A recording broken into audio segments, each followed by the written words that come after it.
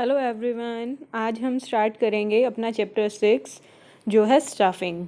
Staffing जो है third function है मैनेजमेंट का। हमने 5 फंक्शंस पढ़े थे मैनेजमेंट के: planning, organising, staffing, directing and controlling. First two steps जो फंक्शंस हैं वो हम पढ़ चुके हैं, प्लानिंग एंड ऑर्गेनाइजिंग। प्लानिंग के अंदर हमने क्या क्या करना है, कब करना है, कैसे करना है, सब कुछ डिसाइड कर लिया था।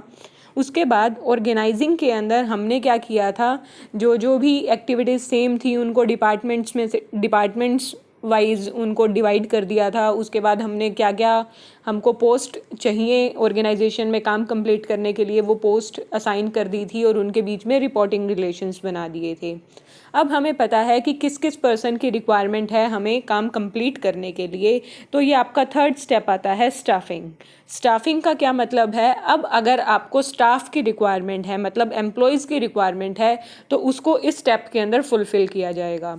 ऑर्गेनाइजिंग में हमने देखा था कि कौन सुपीरियर होगा, कौन सबऑर्डिनेट होगा, कहाँ कौन कौन सा हमको हेड चाहिए, कौन कौन सा सुपीरियर चाहिए या कौन कौन से सबऑर्डिनेट्स चाहिए। तो अब अगर हमारे पास एम्प्लॉयज़ कम हैं या फिर ज़्यादा हैं, तो जैसे भी है हमको क्या करना है, कम है तो हम और अपॉइंट करेंगे। किसी जगह पर अगर कम है और एक जगह पर ज़्यादा है तो उनको ट्रांसफ़र कर देंगे। तो इस तरह से हर एक पोस्ट के ऊपर एक पर्सन को अपॉइंट कर देंगे। तो स्टाफिंग का मतलब क्या है? Staffing means putting people to jobs. Employees को अपॉइंट करना और उनको उनकी जॉब असाइन कर देना। It begins with human resource planning and includes different other functions like recruitment, selection, training, development, promotion and performance appraisal of workforce। तो ये कहाँ से स्टार्ट होता है? प्लानिंग से स्टार्ट होता है। मतलब हम देखेंगे कि हमको कौन कौन से ह्यूमन रिसोर्स की रिक्वायरमेंट है।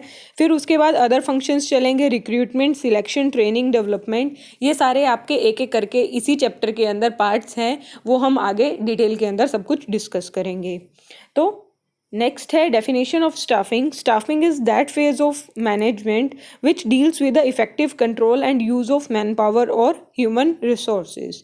स्टाफिंग के अंदर हम किससे डील कर रहे हैं? पर्सन से डील कर रहे हैं, एम्प्लॉय से डील कर रहे हैं, और उनके ऊपर प्रॉपर कंट्रोल रखा जा रहा है कि कौन क्या काम करेगा, कैसे करेगा, सब कुछ इसी के अंदर डिसाइड करेंगे। तो ये किससे रिलेटेड है? Effective control and use of man power. उनके ऊपर कंट्रोल भी रख रहे हैं और उनको कहाँ पर किस पर्सन को अपॉइंट करना है वो सब भी हम स्टाफिंग के अंदर ही करेंगे। नेक्स्ट है need and importance of staffing. हमको स्टाफिंग की क्यों ज़रूरत पड़ती है? Number 1, obtaining competent personnel. आपको अगर एम्प्लॉयज़ आपके पास कम है तो आप ऑब्टेन कर सकते हो एम्प्लॉयज़ को, तो वो हम थर्ड स्टेप स्टाफिंग के अंदर एम्प्लॉयज़ को अपॉइंट करते हैं। नेक्स्ट है हाई परफॉर्मेंस। अब हम क्या कर रहे हैं, हमें पता है कि कौन से पोस्ट के ऊपर हमको पर्सन की रिक्वायरमेंट है। हम उसी पोस्ट के अकॉर्डिंग, पोस्ट के लिए जो पर्सन चाहिए उसी के अकॉर्डिंग हम सामने वाले पर्सन की कैपेबिलिटी देख के, क्वालिफिकेशन देख के उसको वहाँ पर अपॉइंट करेंगे। तो अब ऑब्वियस सी बात है कि परफॉर्मेंस भी उसकी उसके अकॉर्डिंग बेटर ही आएगी। अब कोई ऐसा पर्सन है जिसको वो काम आता ही नहीं, अगर हम उसको वो काम दे दें तो फिर ऑब्वियस सी बात है वो काम नहीं कर पाएगा। और जब हमने राइट पर्सन राइट जॉब पर रखा है, मतलब जैसी उसकी क्वालिफिकेशन है, जैसा उसका एक्सपीरियंस है, उसको उसी पोस्ट पर डालेंगे तो परफॉर्मेंस भी बढ़ जाएगी। नेक्स्ट है कॉन्टिन्यूस ग्रोथ। इसके अंदर हम स्टाफिंग के अंदर पीपल अपॉइंट करते हैं। अगर पीपल सही जगह पर उसको अपॉइंट किया गया है, अगर अच्छी परफॉर्मेंस दे रहा है, तो ऑब्वियस सी बात है वो जो भी कंपनी है उसको ग्रो करने में भी हेल्प करेगा। नेक्स्ट है optimum utilisation of human resources. Staffing का जो मेन मोटिव है वो ही क्या होता है कि हम ह्यूमन रिसोर्सेज का ऑप्टिमम यूटिलाइज कर सकें, उसको प्रॉपरली यूज़ कर सकें। तो इसीलिए हम देखते हैं, पहले पोस्ट देखेंगे किस पोस्ट पर हमको पर्सन चाहिए, उसकी नीड्स को देखते हुए हम उस पोस्ट के ऊपर किसी पर्सन को अपॉइंट करेंगे। नेक्स्ट है इम्प्रूव्स जॉब सेटिस्फेक्शन। जब भी आप किसी पर्सन को उसके इंटरेस्ट के अकॉर्डिंग, उसके एक्सपीरियंस के अकॉर्डिंग, उसकी क्वालिफिकेशन के अकॉर्डिंग जॉब देते हो तो ऑब्वियस सी बात है वो अपना काम अच्छा करेगा, उसको टाइम टू टाइम क्या है रिकॉग्निशन भी मिलती रहेगी, और वो खुद भी पर्सनली भी अपनी जॉब से सेटिस्फाइड रहेगा क्योंकि उसको उसके इंटरेस्ट की जॉब मिली हुई है। नेक्स्ट है staffing as a part of human resource management. Staffing सिर्फ एक क्या है, एक पार्ट है। अब जैसे जैसे ऑर्गेनाइजेशंस बड़ी हो गई हैं तो हम स्टाफिंग नहीं, हम क्या करते हैं, हमने एक अलग से ही एक डिपार्टमेंट बना दिया है, ह्यूमन रिसोर्स डिपार्टमेंट, जो सिर्फ ही काम किस पर करता है, कंट्रोल करता है और यूटिलाइज करता है ह्यूमन रिसोर्सेज को। तो staffing refers to this kind of role played by all manager in small organisation में, क्योंकि हमारी ऑर्गेनाइजेशन का साइज स्मॉल है, हमको ज़्यादा एम्प्लॉयज़ की रिक्वायरमेंट नहीं होती, तो स्टाफिंग के अंदर हम क्या तब हम स्टाफिंग का करते हैं। As organisation grow and number of people employed increases, a separate department called the human resource department is formed which consist of specialist who are experts in dealing with people. जैसे जैसे organisation का size बड़ा होता जाता है तो हम क्या करते हैं, अलग से एक डिपार्टमेंट बना देते हैं और उसके अंदर एक्सपर्ट्स को रखते हैं। वहाँ का जो भी ऑफिशियल होगा, जो भी वहाँ का मैनेजर होगा, वो क्या होगा, उस फील्ड के अंदर एक्सपर्ट होगा ह्यूमन रिसोर्सेज को, ताकि वो अच्छे से कंट्रोल कर पाए और उनका इफेक्टिव यूज़ कर पाए। अब देखते हैं HRM का क्या मीनिंग है। Involves procuring, developing, maintaining and appraising a competent and satisfied workforce to achieve the goals of the organization efficiently and effectively. Human resource management के अंदर सिर्फ हम ये नहीं कहते कि हमने एम्प्लॉयज़ को अपॉइंट करना है, वो अपॉइंट भी करेंगे, उनके डेवलपमेंट पर भी ध्यान देंगे। अगर किसी को कोई काम नहीं आता तो उससे रिगार्डिंग उसको ट्रेनिंग दी जाएगी। उनको कैसे मेंटेन करना है, मतलब अपनी ऑर्गेनाइजेशन के साथ बनाकर रखना है, उस पर ध्यान दिया जाएगा। Appraising a competent and satisfied workforce, appraising का मतलब होता है उसकी परफॉर्मेंस को मेज़र करना या चेक करना कि उसकी परफॉर्मेंस सही आ रही है या नहीं आ रही है। तो इस HRM के अंदर ये सारे के सारे फंक्शंस किए जाते हैं। Its purpose is to enable every human being working in the organisation to make his best possible contribution. HRM का मेन पर्पस क्या है कि हर एम्प्लॉय अपना बेस्ट दे, जितनी उसके अंदर कैपेबिलिटी है उसके अकॉर्डिंग वो अपना बेस्ट दे, ताकि ऑर्गेनाइजेशन आगे बढ़ सके।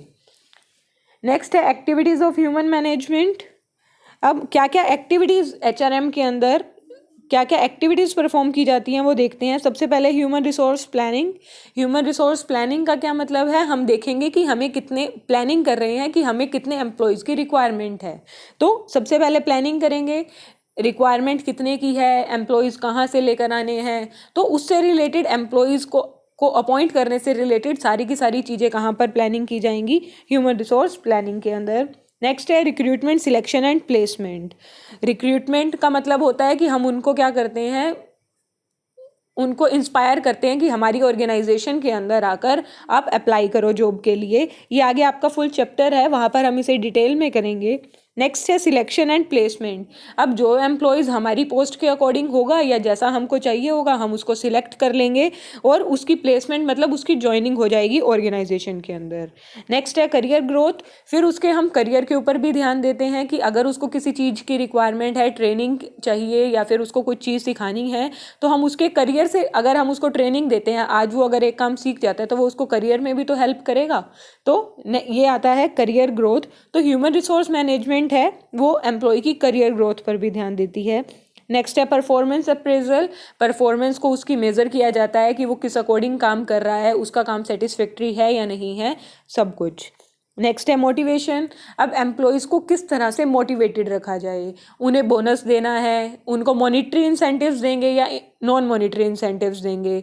मॉनिटरी वाले वो होते हैं जो पैसे की फॉर्म में देते हैं, नॉन मॉनिटरी मतलब पैसे की फॉर्म में नहीं है, फिर भी हम जैसे अगर हम किसी की प्रेज़ कर देते हैं तो उसमें हम पैसे तो नहीं दे रहे, लेकिन फिर भी क्या होगा, जो पर्सन है, जो एम्प्लॉई है, उसका मोटिवेशन लेवल बढ़ेगा। तो मोटिवेशन पर ध्यान दिया जाता है। नेक्स्ट है कंपनसेशन। कंपनसेशन होता है जो हम पे करते हैं, उसकी एम्प्लॉई की सर्विसेज लेने के बदले में जो उसको हम पे कर रहे हैं वो होती है कंपनसेशन। चाहे उसको हम सैलरी कह लें या वेजेस कह लें, तो वो सब आती है कंपनसेशन के अंदर। तो किस एम्प्लॉई को कितनी सैलरी देनी है, किस लेबर वाले को कितनी वेजेस देनी है, ये सब भी ह्यूमन रिसोर्स मैनेजमेंट डिसाइड करती है। लास्ट है सोशल सिक्योरिटी। सोशल सिक्योरिटी मतलब कोई एक्सीडेंट वगैरह ना हो जाए ऑर्गेनाइजेशन के अंदर, जॉब से रिलेटेड सिक्योरिटी की बात भी हम कर सकते हैं। जो एक्सीडेंट वगैरह है वो फिजिकल सिक्योरिटी होती है कि किसी पर्सन का एक्सीडेंट ना हो जाए। तो जो ह्यूमन रिसोर्स मैनेजमेंट होती है वो एक पर्सन की सिक्योरिटी का भी ध्यान रखती है, physical as well as job security का। नेक्स्ट है प्रोसेस ऑफ स्टाफिंग। क्या प्रोसेस होती है स्टाफिंग की? Number 1, estimating the manpower requirement. सबसे पहले आप क्या डिसाइड करोगे कि आपको कितने एम्प्लॉयज़ की रिक्वायरमेंट है। जब आप ये डिसाइड कर लोगे कि हमें इतने एम्प्लॉयज़ चाहिए, उसके बाद हम आगे की प्रोसेस स्टार्ट करेंगे। सबसे पहले आएगा रिक्रूटमेंट। रिक्रूटमेंट के अंदर हम एम्प्लॉयज़ को क्या करते हैं, इंस्पायर करते हैं या फिर उनको मोटिवेट करते हैं कि आप हमारी ऑर्गेनाइजेशन के अंदर आकर अपनी इस पोस्ट के लिए अप्लाई करो। अगर वो रिक्रूटमेंट के अंदर उसके जो भी हमको चाहिए एक क्राइटेरिया जो भी हमारा सिलेक्शन का है, अगर वो सब कुछ पूरा कर लेता है तो हम उसको सिलेक्ट कर लेते हैं। ये आगे आपके चैप्टर्स आएंगे एक एक करके, रिक्रूटमेंट भी है, सिलेक्शन भी है। नेक्स्ट है प्लेसमेंट एंड ओरिएंटेशन। अगर आपका एम्प्लॉई जो भी है, जो भी कैंडिडेट था वो सिलेक्ट हो जाता है तो उसको हम क्या कर देते हैं, अपनी ऑर्गेनाइजेशन में ज्वाइनिंग करवा लेते हैं, जिसे बोलते हैं प्लेसमेंट एंड ओरिएंटेशन। ओरिएंटेशन का क्या मतलब होता है कि हम उसका इंट्रोडक्शन कराते हैं ऑर्गेनाइजेशन के अदर मेंबर्स के साथ। जैसे कोई एम्प्लॉई की ज्वाइनिंग हुई, उसका फर्स्ट डे है, प्लेसमेंट हो गई। अब जब फर्स्ट डे वो काम करने आएगा तो उसको कोई भी एम्प्लॉई नहीं जानता होगा, तो उस टाइम पर एक ओरिएंटेशन प्रोग्राम होता है जिसमें इंट्रोडक्शन करवाया जाता है न्यू एम्प्लॉई का बाकी सब एम्प्लॉयज़ के साथ, और उसको उसके सारे काम के बारे में भी बता दिया जाता है। जो भी यानी कि उसका सुपीरियर होगा उससे उसको मिलवा दिया जाता है, जो उसको उसका सारा काम समझाएगा। तो ये ओरिएंटेशन के अंदर होता है। नेक्स्ट है ट्रेनिंग एंड डेवलपमेंट। अगर उसको कोई स्किल नहीं आती या फिर उसको और जॉब पर लाने से पहले किसी चीज़ की ट्रेनिंग देने की रिक्वायरमेंट है तो वो हम ट्रेनिंग दे देंगे। अगर तो जैसे जैसे पर्सन ट्रेनिंग लेता है या नई नई चीज़ें सीखता है तो ऑब्वियसली उस बात है उसकी डेवलपमेंट होती जाती है। नेक्स्ट आता है परफॉर्मेंस अप्रेजल।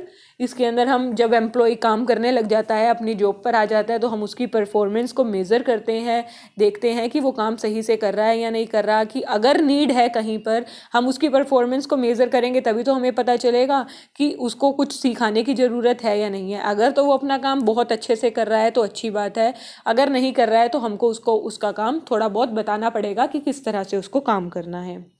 नेक्स्ट है प्रमोशन एंड करियर प्लानिंग।